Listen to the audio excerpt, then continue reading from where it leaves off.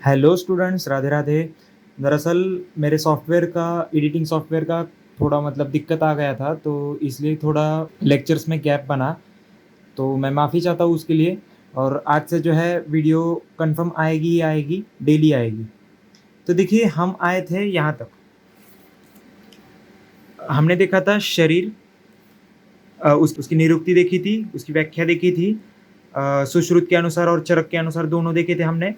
फिर शारीर क्या होता है वो भी देखा था, दो उसकी निरुक्ति व्याख्या बोल सकते हैं आप, व्याख्या देखी थी।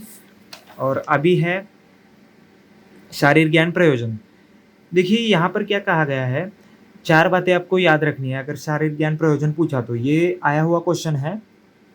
देखिए, रचना ज्ञात होने के बाद ही आपको क्रिया समझ में आती है। मतलब रचना अगर ज्ञात नहीं है तो क्रिया नहीं समझ में आती है। सीधा सीधा अर्थ ये है। फिर देखिए, रचना रचना और क्रिया, इनका अगर प्राकृत ज्ञान हो, प्राकृत ज्ञान मतलब क्या, normal normal structure and functions, उसका अगर हमें पता हो तभी हम एबनॉर्मेलिटीज के बारे में हम पढ़ सकते हैं। फिर आता है शल्य कर्म, मतलब क्या, ऑपरेशन वगैरह, या फिर ईएनटी भी आता है, शालक्य। शल्य और शालक्य में यथोचित ज्ञान होना आवश्यक है, मतलब योग्य ज्ञान होना शरीर का आवश्यक है।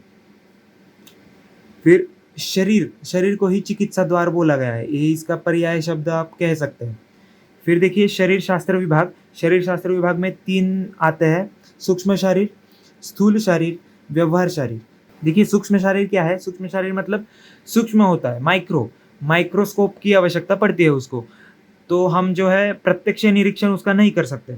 तो देखिए, सूक्ष्मदर्शक यंत्र मतलब माइक्रोस्कोप। और आप्तवचन, आप्तवचन आपने पदार्थ में पढ़ा होगा। आप्तवचन मतलब क्या? तो देखिए, आप्तवचन आप्तवचन मतलब आपने पढ़ा होगा पदार्थ में। आप्त मतलब आइडियल पर्सन्स, जो हमारे ऋषि मुनि वगैरह थे, उन्होंने जो जो जैसा जैसा बताया है उसके अनुसार। या तो सूक्ष्मदर्शक यंत्र चाहिए, नहीं तो आप्तवचन चाहिए।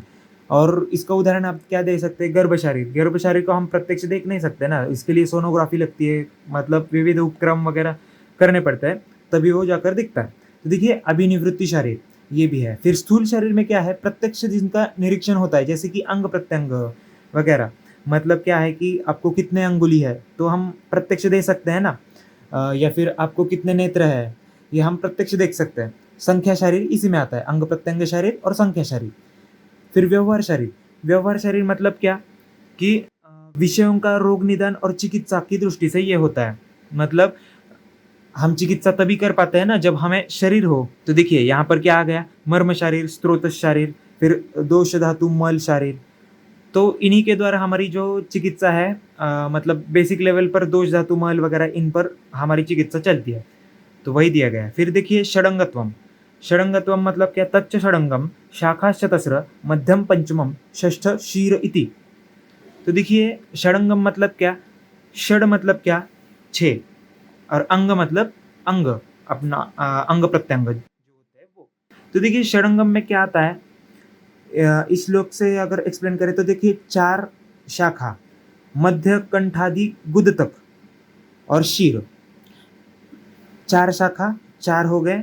और फिर दो जो है, मतलब कंठादि गुद तक, मतलब कोष्ठ रीजन हम बोल सकते हैं, कोष्ठ का। और शीर, ये मिलकर हुए छः। देखिए, चरक में क्या कहा गया है यहाँ पे? शीर और ग्रीवा मिलकर उत्तम अंग होता है, मतलब हेड एंड नेक, इसी को उत्तम अंग कहते हैं। ये बस एमसीक्यू के लिए याद रखना। अंग प्रत्यंग विभाग, व्याख्या क्या है इसकी? अवयवम अवयवम इति यो अवयवः तत्प्रत्यंगम उच्यते। तो इसमें कहा गया है, अंग मतलब हमारे अंग, और उसकी जो शाखा निकलती है उसको प्रत्यंग बोलते हैं। देखिए, प्रत्यंग के प्रकार दिया है यहाँ पे। सुश्रुत के अकॉर्डिंग प्रत्यंग कौन से होते हैं? दो प्रकार के होते हैं। कौन से? बाह्य प्रत्यंग और अभ्यंतर प्रत्यंग। देखिए, बाह्य प्रत्यंग में उसमें भी इन्होंने थोड़ा डिवाइड किया है, मतलब जो एक होते हैं, जो दो होते हैं, और जो दो से ज़्यादा होते हैं। तो देखिए, मस्तक, उदर, पृष्ठ, नाभि, ललाट, नासा, चिबुक, बस्ती और ग्रीवा, ये एक एक होते हैं। तो ये बाह्य हुए, ये बाहर होते हैं ना सब। और फिर कान, आंखें, भू, मतलब अपनी जो आईलिड्स, आईलैशेस वगैरह होते हैं वो।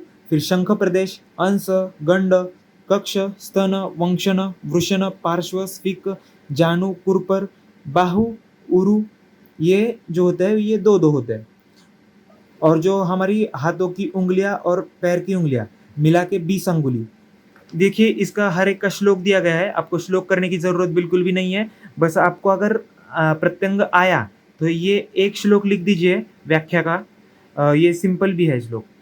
और अगर प्रत्यंग आया तो फिर प्रत्यंग प्रकार पर आप ज़्यादा खींच लोगे, तो बाह्य प्रत्यंग, अभ्यंतर प्रत्यंग जो भी है आप बता दोगे। अगर श्लोक भी याद करना है तो ये सारे नाम वैसे भी आपको याद करने पड़ेंगे और इसी से आपका श्लोक बनता है। तो सिंपल है श्लोक, आप लोग देख लीजिएगा एक बार। देखिए अभ्यंतर प्रत्यंग, अभ्यंग प्रत्यंग मतलब क्या, जो भीतरी अवयव है। तो हमारे अंदर क्या क्या रहता है, अंदर मतलब देखिए जैसे कला हुआ, आशय हुआ, त्वचा, त्वचा भी हमारे अंदर रहती है, बस एक लेयर बाहर रहता है। तो त्वचा, कला, आशय, धातु, सीरा, पेशी, स्नायु, अस्थि, संधि, मर्म, धमनी, दोष, ये कितने कितने होते हैं। फिर मल, स्रोत, बहिर्मुख स्रोतस, बहिर्मुख स्रोतस, हाँ, कंडरा, जाल, बहिर्मुख भी आएगा, योगवाही स्रोतस यानी अंतर्मुख। ठीक है, योगवाह स्रोतस 22 होते हैं, 11 पेयर होते हैं। देखिए कुर्च, रज्जु कितने होते हैं वो याद रखिएगा। ये बहुत सारा मतलब सिंपल सिंपल है और बेसिक नॉलेज है ये। अगर आप अभी करोगे तब आपको मतलब एग्जाम के लिए फ़ायदा होगा, नहीं तो बाद में भी आपको करना ही पड़ेगा, मतलब याद रहता भी है ये। अगर अभी भी करोगे तो भी अच्छा ही है। संघात, सीमंत, योगवाही स्रोतस, ये पूछा गया क्वेश्चन है। कितने होते हैं, 22 होते हैं, लेकिन पैर में अगर पूछा तो 11 होते हैं। आंत्र 2 होते हैं, तो फुफ्फुस, वृक्क, यकृत, प्लीहा, उंडुक, हृदय, आमाशय, ये एक। आज के लिए इतना ही। राधे राधे।